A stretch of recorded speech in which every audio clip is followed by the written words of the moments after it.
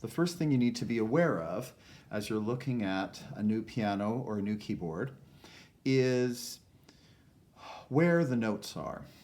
And we name the notes using the first swatch of the English alphabet, A through G. So it's A, B, C, D, E, F, G, A, B, C, D, E, F, G, A, B, C, D, E, F, G, repeated over and over. That addresses the white keys. Then if you look at the pattern of the black and white keys, there are groupings of 2 black keys and 3 black keys that alternate throughout the keyboard.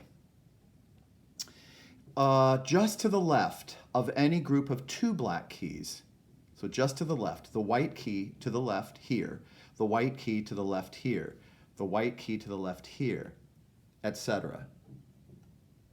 These are the C's. This one that is most in the center of the keyboard is considered middle C.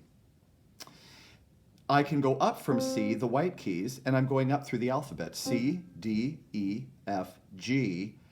Then I return to A. A, B, C, D, E, F, G, A, B, C, etc.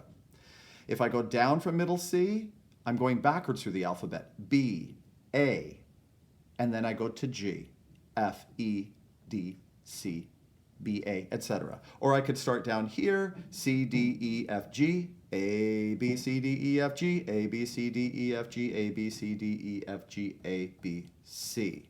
So when you're first sitting down at a keyboard, you want to orient yourself around middle C. You need to know where middle C is. That is your first grounding or anchoring point, is where middle C is. C's then are to the left of every group of 2 black keys. Another good visual grounding point when you're first starting out is to the left of every group of 3 black keys. So this one here is an F. Same thing up here, F. F here, F here. If I look at this, F, sorry, that might not have been clear.